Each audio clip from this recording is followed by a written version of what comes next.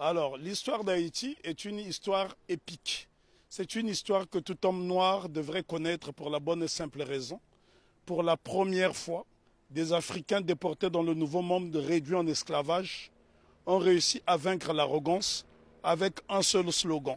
Couper tête, bouler caille, qui signifie couper les têtes, brûler les maisons. Et ce slogan va se concrétiser le 18 novembre 1803 à Vertières, où l'armée africaine de déportation va vaincre l'armée la plus grande du monde, celle de Napoléon Bonaparte, conduite par le général Donatien Vimeur, vicomte de Rochambeau, qu'on appelle vulgairement Rochambeau, mais en fait c'était Donatien de Vimeur. Et cet homme qui avait eu la prétention d'écraser la mouche se fera expulser manu militari d'Haïti. Donc c'est une histoire qui est belle, c'est une histoire épique que nous devons étudier. Et il est nécessaire de faire des exposés sur Haïti, parce que si les gens étudiaient cette histoire, je pense que les Haïtiens gagneraient en respectabilité. Mais justement, pourquoi nous, Caribéens, nous avons une méconnaissance de l'histoire d'Haïti? C'est tout simplement parce que Haïti a montré le chemin de la dignité et de la liberté. Et donc, on a voulu faire d'Haïti une vitrine de pauvreté effrayante. Puisque aujourd'hui, lorsqu'on parle d'Haïti, on fait référence à la pauvreté, mais on oublie que Haïti a été la colonie française la plus prospère de la Caraïbe. À elle seule, elle procurait plus des 3/4 de la production sucrière. Ce sont là des choses qu'on doit savoir, d'autant plus que la métropole française considérait Haïti comme la perle des Antilles. Mais comment expliquer que ce bout de terre africaine dans l'océan est devenu subitement une vitrine de pauvreté effrayante? Et là, je pense qu'il est nécessaire d'en parler avec des images à l'appui, parce que c'est à Saint-Domingue, parce que lorsqu'on parle de la révolution haïtienne, c'est une faute.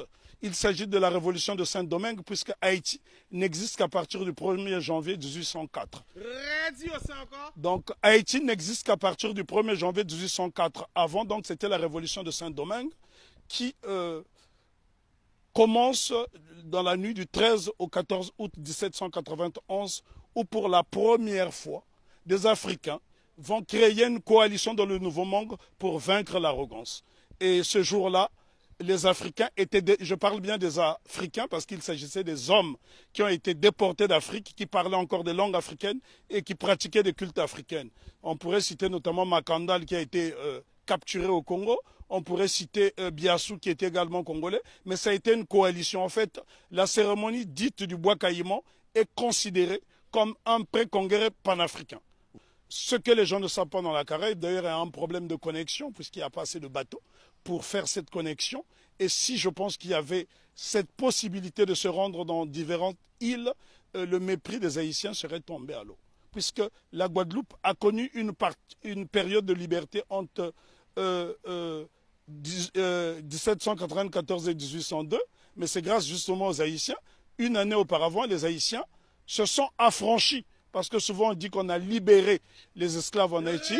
Les Haïtiens n'ont jamais été libérés. Ils se sont affranchis tout seuls avec la machette. Donc voilà pourquoi Non, mais les Haïtiens sont les premiers Africains déportés dans la Caraïbe qui ont brisé les chaînes de l'oppression. Nous devons savoir que Haïti a eu pour vocation de libérer toutes les nations opprimées. Ce qu'on ne dit pas assez souvent, lorsque la Grèce a été dominée par les Ottomans, au milieu du 19e siècle, ce sont les Haïtiens, sous la présidence de Jean-Pierre Boyer, qui ont libéré la Grèce. Et ce sont des choses qui n'apparaissent pas dans les manuels scolaires. Une autre information inédite, c'est grâce à la voix d'Haïti que l'État d'Israël a été créé en 1948. Donc ça, ce sont des choses que les gens doivent savoir. Haïti a été le pays le plus démocratique du monde, puisque toute personne qui arrivait sur le sol haïtien était considérée comme nègre. Donc tous les opprimés de la planète trouvaient refuge en Haïti. Et ce pays est devenu aujourd'hui une vitrine effrayante de la pauvreté. Je suis obligé d'insister sur le mot de vitrine parce qu'il a subi un blocus qu'aucune nation n'avait subi. Imaginez-vous qu'une petite île comme Haïti a été victime du syndicat des empires coloniaux qui était constitué du Danemark, de la France, de l'Espagne, de l'Angleterre, des États-Unis d'Amérique, de la Hollande, de la Suède, parce que toutes ces nations ne voulait pas voir une nation indépendante nègre. Et souvent on dit de Haïti que ça a été la première république nègre.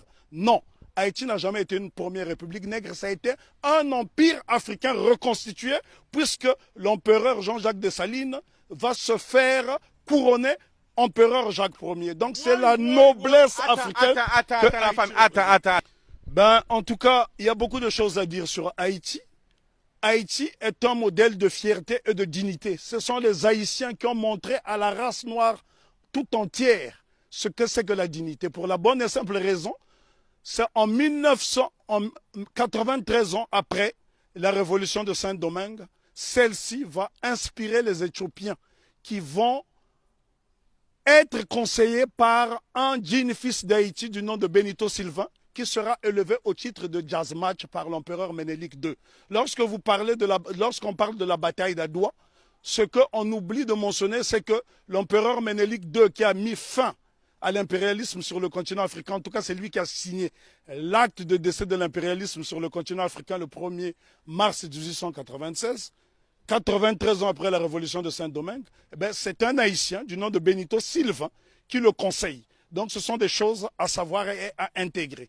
Je souffre de voir que les Haïtiens sont la risée du monde dans la Caraïbe, alors qu'ils sont ceux qui nous ont montré la voie de la rédemption. Donc respect, big respect à Haïti.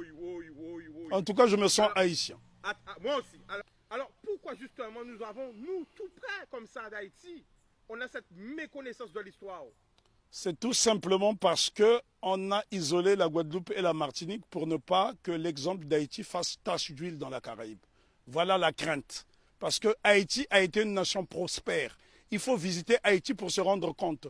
Lorsque vous voyez Haïti, Haïti est avant tout le symbole du panafricanisme, puisque le second chef d'État d'Haïti, c'est l'empereur, plutôt le roi Henri Christophe, qui était originaire de Grenade. Donc Haïti a eu pour chef d'État un homme de la Grenade et qui a été l'un des principaux bâtisseurs, qui a créé le Palais de la Monnaie, qui a bâti 15 châteaux, qui a bâti 4 forteresses, notamment la citadelle Henri, qui est le plus grand fort des Amériques. Et ce bâtiment est tellement beau qu'il faut le voir depuis le ciel pour en apprécier, l'ouvrage d'art que c'est. Parce que n'oubliez pas que deux édifices essentiellement ont défié le temps. La citadelle Henri et le palais de Sans Souci, qui avait 365 portes et fenêtres. Ça veut dire que le roi Henri Christophe pouvait se permettre d'ouvrir une porte, une fenêtre par jour pendant toute l'année. Et c'est pour vous dire à quel point, et les architectes étaient tous noirs.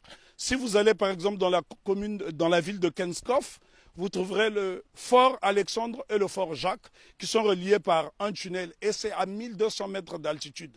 La question qu'on doit se poser, comment les Africains déportés à Saint-Domingue ont pu construire ces édifices qui ont défié le temps? Aujourd'hui, lorsque vous voyez un cyclone dans la Caraïbe, il suffit d'un petit cyclone pour que les maisons s'envolent, alors que les Africains ont fait exploser leur génie pendant la période de captivité, bien que les Haïtiens se sont affranchis dès 1793, parce qu'il ne faut pas croire à ce que les historiens disent en faisant croire que les Haïtiens ont été libérés. Non. Lorsque les Négrés sont arrivés, les Haïtiens étaient déjà libres, puisqu'ils avaient lancé ce fameux slogan « Coupez tête, boulet caille ». Et il y a un homme dont on ne parle pas, on parle souvent de Toussaint Louverture, qui fut le plus grand des généraux nègres de tous les temps. On parle de Jean-Jacques Dessalines, je dis béni soit leur nom pour l'éternité, mais seulement, il y a un jeune colonel qui s'est battu âprement lors de la bataille de Vertières, c'est Capois-la-Mort, François Capois-la-Mort, qui a défié les canons de l'insolence, les canons de l'arrogance en disant « j'aime la mort ». Et Capois, on le retrouve sur le billet de Sangourde en Haïti. Ce sont là des éléments essentiels que nous devons connaître afin d'aller vers l'émancipation définitive. Alors, en résumé, pour parler d'Haïti. On ne peut pas résumer l'histoire d'Haïti, elle est trop belle, elle est trop grande, elle est trop belle. L'histoire d'Haïti, oui, on ne peut pas résumer l'histoire d'Haïti. Haïti, on doit en parler avec passion. Moi, je suis né sur le continent africain, mais je suis né au Congo, mais ce sont les Haïtiens qui m'ont montré le chemin de la liberté, parce que lorsque le Congo, aujourd'hui dit démocratique, accède à l'indépendance le 30 juin 1960, la Belgique tente de saboter l'indépendance de cette jeune nation. Et ce sont les Haïtiens qui vont venir par souci de panafricanisme aider le Premier ministre Patrice Lumumba qui malheureusement sera assassiné 6 mois plus tard. Ce sont les Haïtiens qui ont brisé le blocus de la France en Guinée. Ce sont les Haïtiens qui ont bloqué le blocus de la Belgique en République démocratique du Congo. Donc nous sommes redevables tous en Haïti. Parce que lorsque je parle d'Haïti, je suis dans un temps second. Je suis en transe.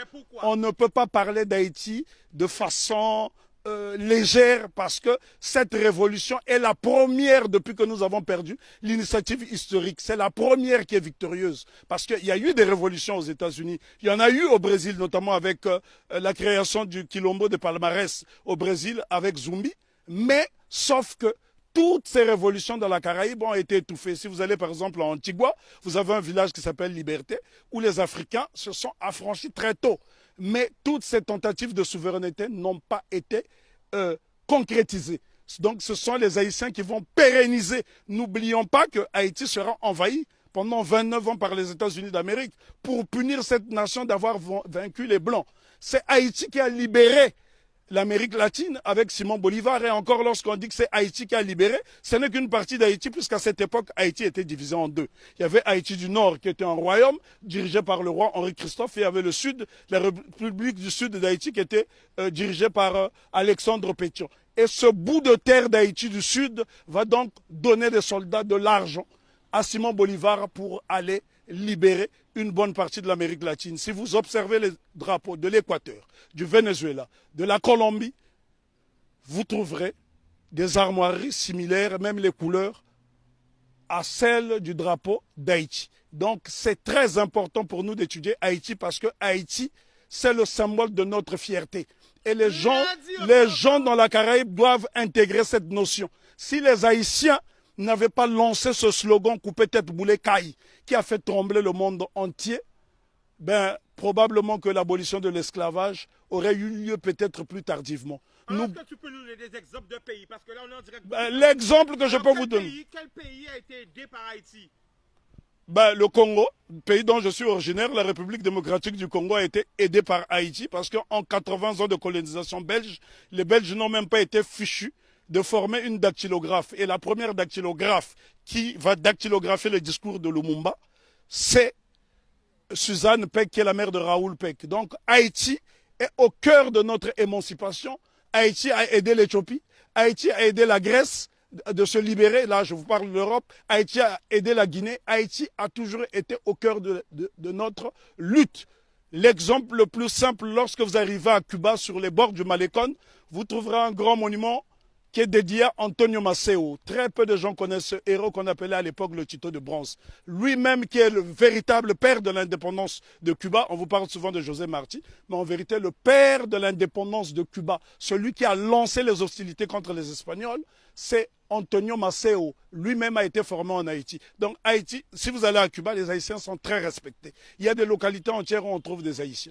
Il n'y a que dans la Caraïbe francophone où on voit ce mépris. La raison est que Haïti a vaincu le maître. Et quand on a vaincu le maître, les serviteurs finissent par avoir la haine de celui qui a vaincu le maître. Parce qu'on ne peut pas comprendre que les Haïtiens et les Guadeloupéens ont le même patrimoine génétique et que ces mêmes frères et sœurs de cette partie de la Caraïbe puissent avoir du mépris pour les Haïtiens. Les Haïtiens sont ceux-là qui incarnent la noblesse. Lorsqu'on parle de la pyramide, ceux qui sont au sommet de la pyramide, ce sont les Haïtiens et puis les Éthiopiens parce qu'ils ont été des nations invincibles. Imaginez-vous que les Haïtiens ont combattu une armée motorisée rien qu'avec des armes rudimentaires. Au point où Maitland, gouverneur britannique de la Jamaïque, viendra supplier Toussaint Louverture de lui remettre un bateau. Haïti avait l'une des armées les plus puissantes d'Amérique. Et c'est un Haïtien du nom de Jean-Baptiste Pointe du Sable qui crée la ville de Chicago, qui est l'une des plus grandes villes des États-Unis d'Amérique. Donc Jean-Baptiste Pointe du Sable, un nègre d'Haïti. Et lorsque vous arrivez dans la ville de Chicago, vous trouverez son buste à l'entrée de la ville. Si les Américains reconnaissent les Haïtiens comme étant des précurseurs, et d'ailleurs, je voudrais ici ajouter une information que la plupart des gens ignorent.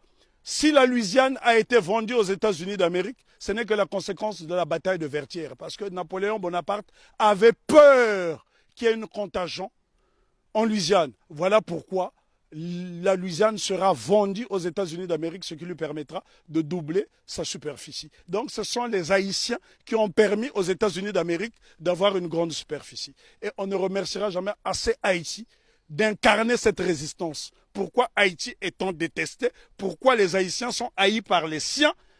Pour la bonne et simple raison que cette nation incarne l'Afrique dans la Caraïbe. Or, que lorsque les négriers déportent les Africains ici dans le Nouveau Monde, le but c'est de les désafricaniser.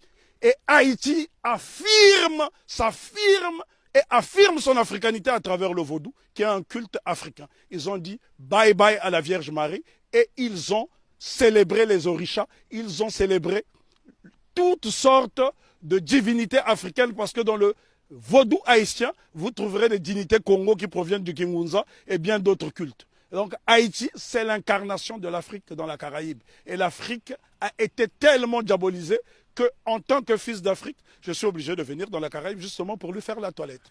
Le 1er janvier 1804, date de la célébration de l'indépendance de Haïti, il y a un événement qu'on devrait associer à cette date. C'est la fête de la soupe. La soupe de l'indépendance. Qu'est-ce que la soupe de l'indépendance? Haïti fait face à un blocus décidé par le syndicat des empires coloniaux. L'impératrice Marie-Claire Bonheur Félicité, femme de Jean-Jacques Dessalines, décide de créer la soupe de l'indépendance avec des ingrédients dont elle détenait seul le secret.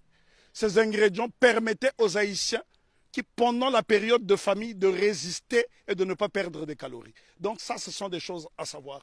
Il y a un savoir scientifique en Haïti qui étonne encore le monde. C'est en Haïti que les Africains ont produit les plus beaux édifices depuis la chute de l'Égypte. Je répète, c'est sur la terre sacrée d'Haïti que les Africains ont réalisé les plus beaux édifices depuis la chute de l'Égypte. Pourquoi nous a formaté, je dirais plutôt, à avoir peur du vaudou? Pour la bonne et simple raison, parce que les cultes africains ne sont pas prosélytes. Et ces cultes ont permis justement aux marrons de résister et les cultes africains ont survécu dans toute la Caraïbe, pas seulement en Haïti. Si vous allez par exemple en Jamaïque, il y a le Pacomania, c'est un culte typiquement africain. Allez en Dominique, vous trouverez ces cultes africains. Le problème est que les gens ne s'intéressent pas à ces cultes. Lorsque vous voyez par exemple le Grappa à Congo qui sera célébré après-demain à Cap-Esther par la famille Massembo, ce sont des postes de résistance africaine dans la Caraïbe. Et dire simplement à mes frères et sœurs de la Caraïbe que n'ayez pas peur d'Haïti, faites-en une source parce que l'eau qui provient de la source haïtienne est intarissable et cette eau est tellement limpide qu'elle nous permettra d'avoir une vision claire et nette. Nous ne pouvons pas juger Haïti à travers des lunettes du négrier. Sinon, on finira par avoir un regard étriqué. Jugeons Haïti à travers nos propres lunettes. Voilà pourquoi Marcus Garvey disait « Si le nègre ne prend pas garde à lui, il boira tous les poisons de la civilisation moderne et il en mourra. Vive Haïti !» Je tiens à signaler que j'ai la particularité de faire des conférences sur l'Afrique gratuitement dans la Caraïbe parce que mon but justement, c'est de raconter la version du gibier qui n'a jamais été racontée. Parce que pendant 400 ans, vous avez eu droit à la version du chasseur. Et les Africains disent dans un proverbe très éloquent, tant que les lions n'auront pas leurs propres historiens, les histoires de chasse seront toujours à la gloire du chasseur. Donc je suis là en tant que gibier pour vous apporter la version solide de l'Afrique.